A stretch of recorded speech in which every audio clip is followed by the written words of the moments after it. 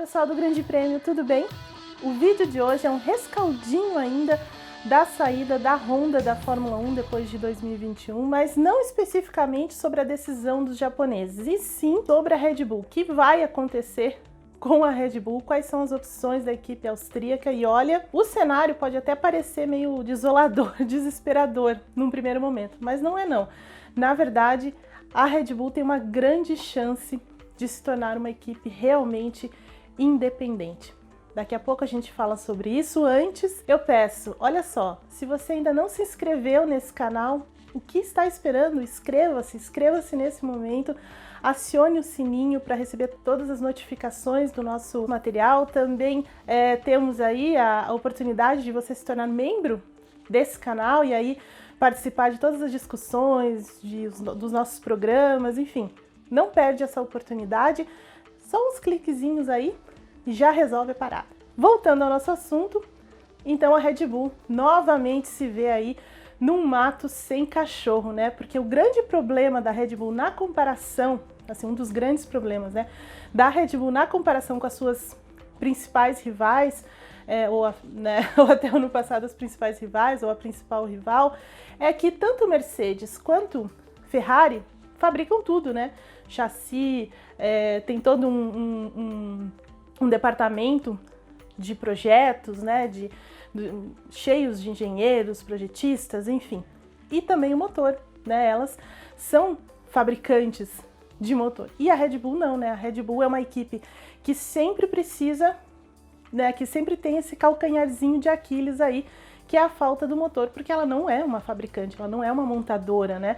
Então ela sempre precisa de uma parceira, e ainda essa parceira, ela precisa se adaptar a essa parceira, né? Como foi com a Renault, como é com a Honda, ou como vai ser eventualmente com qualquer outra montadora. Então todo o projeto da Red Bull também precisa se adaptar ao motor.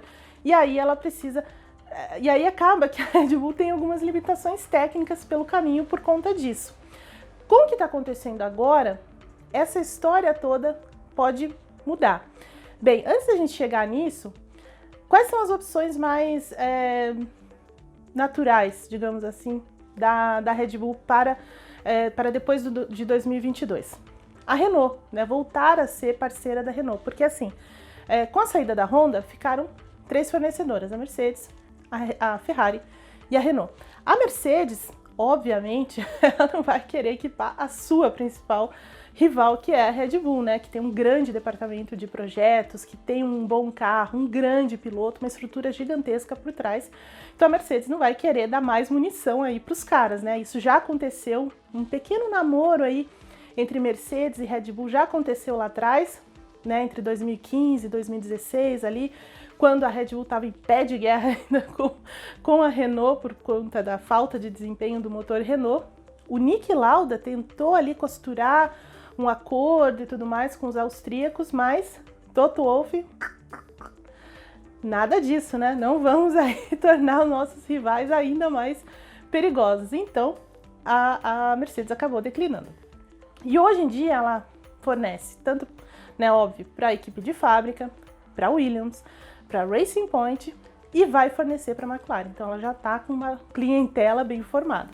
A Ferrari tem as suas duas equipes, a Alfa Romeo e a Haas, mais a própria equipe de fábrica, mas o motor Ferrari, né, a gente sabe, ele tá capenga demais, né? Desde o ano passado, naquela malandragem que eles fizeram no ano passado, eles ainda não conseguiram se recuperar e talvez nem consigam ainda se recuperar para o ano que vem, e talvez 2022 ainda sofra um pouco dessa história, né? Então, assim, não é um motor que vai ser considerado um motor vencedor ou alguma coisa assim. Pode ser que a Ferrari consiga realmente tirar algum coelhinho da cartola ali, mas da maneira como o regulamento técnico está, com o que eles esperam para a próxima geração para o próximo regulamento, é muito difícil que a Ferrari dê um grande salto em termos de desempenho. E acho também que, se for esse o caso, ela também não vai querer dar munição aí, dar mais um recurso para a Red Bull, que com certeza vai dar trabalho, né? Porque no fim das contas a Red Bull só precisa desse ajuste mesmo mais fino, dessa combinação mais vencedora aí para se tornar ainda mais perigosa e talvez letal, né? Principalmente tendo o Max Verstappen ali na equipe. Então, o que acontece? O cenário para a Red Bull acaba levando para a Renault, porque o regulamento técnico também diz isso, né? Que na falta de montadoras, aquela que tem menos clientes acaba sendo acionada, e nesse caso é a Renault, né? Porque a Renault vai perder a McLaren já acertou com a Mercedes, e aí fica só a equipe de fábrica, né? E a Renault, nesse momento, tem um envolvimento maior, né? O diretor executivo agora da Renault, que até esteve nesse final de semana lá em Nürburgring, o Luca de Mel, ele tá querendo um envolvimento cada vez maior com a Fórmula 1, um comprometimento.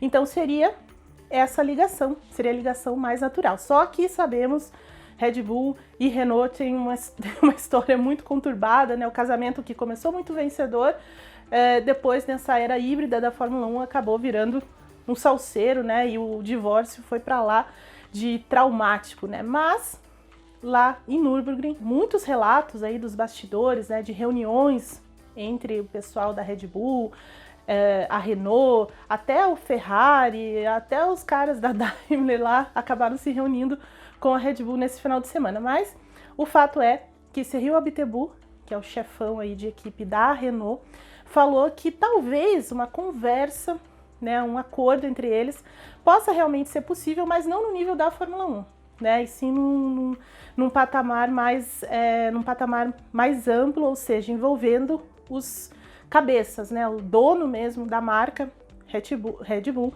e o diretor executivo da Renault. Então não envolvendo aí os caras que quase saíram no tapa da Fórmula 1 há alguns anos, né?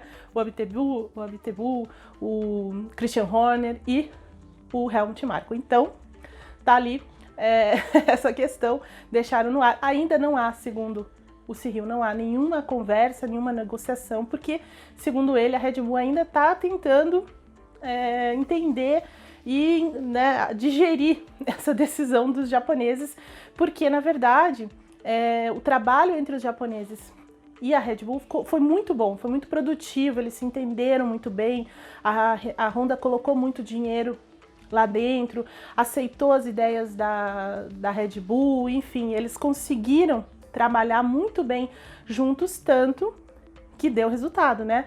Vitórias, a Honda é a única nesse ano, por exemplo, que venceu com 2 equipes, né? Então, tanto a Red Bull com o Max, quanto com a AlphaTauri, com o Pierre Gasly naquela corrida incrível lá no GP da Itália. Então, assim, funcionou o trabalho. É que a Honda tem uma outra, quer assumir, né? Quer entrar num outro caminho, ok. Então, aí, segundo o Cyril, então a Red Bull tá ainda pensando no que fazer, e uma das soluções, e a que eu acho que pode dar muito certo no caso da Red Bull até em longo prazo, é ela ficar com esse projeto da Fórmula 1 e da Honda, né? Existe essa possibilidade. O Helmut Marko, que é o consultor, né, o grande conselheiro da Red Bull e braço direito do dono da Red Bull também, deu uma declaração no final de semana ainda do GP de Eifel, confirmando isso, confirmando essa intenção da Red Bull também de adquirir a propriedade intelectual, os recursos e até alguns engenheiros, por que não? Quer dizer, todo esse trabalho para que a Red Bull parta, então, para o desenvolvimento do motor. Segundo Helmut Marko, lá em Milton Keynes, na Inglaterra, perto de Silverstone, que é a fábrica, né, da Red Bull, eles têm lugar para fazer isso, eles têm grandes instalações, tem pessoas para fazer isso, então quer dizer, é um investimento grande, porque assim, a partir do momento que a Fórmula 1 vira o campeonato 2021 para 2022, né, e aí o regulamento só vai mudar lá em 2026, nenhuma outra grande montadora no mundo vai querer investir nessa tecnologia, né, para tão pouco tempo. Então é quase zero a chance de vir uma nova fábrica para a Fórmula 1. E outra coisa, é muito caro você começar do zero esse desenvolvimento, né? Haja visto quanto tempo a Honda levou, a própria Renault, a Ferrari, enfim. Só mesmo a Mercedes acertou de cara esse regulamento, que já vinha trabalhando nele, e aí veio só evoluindo e desenvolvendo. As demais tiveram muito trabalho com isso até conseguir encontrar um patamar mais competitivo, né? E aí, período de desenvolvimento é o que a Red Bull não vai ter, ela não vai começar do zero a fabricar o motor, ela já vai pegar um projeto pronto e daí para frente desenvolver. E a vantagem é que assim, o motor já se encaixa no chassi, já tem toda uma filosofia de trabalho em cima disso, então para depois de 2022, eles já conseguiriam trabalhar muito bem. Só que isso esbarra num problema que a FIA vai ter que resolver com as equipes. Inclusive, parece que as equipes vão fazer vai ter uma reunião do grupo de estratégia, grupo técnico, né, entre as equipes lá, depois do GP de Portugal, para discutir exatamente isso. Porque a Red Bull, ela tá muito afim mesmo, segundo o Helmut Marko, de pegar esse projeto da Honda e tocar ele para frente dentro da estrutura dela.